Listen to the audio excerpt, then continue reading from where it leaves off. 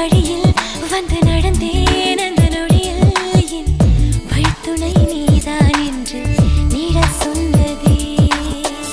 உன்னோடு வாழ்ந்திடத்தானே நான் வாழ்கிறேன். உன் கையில் என்னை தந்து தோள் சாய்கிறேனோ தோள் சாய்கிறேன். விழியில் உன் விழியில் வந்து விழுந்தேன் அந்த நொடியில் என் எதிர்காலம் நீதான்.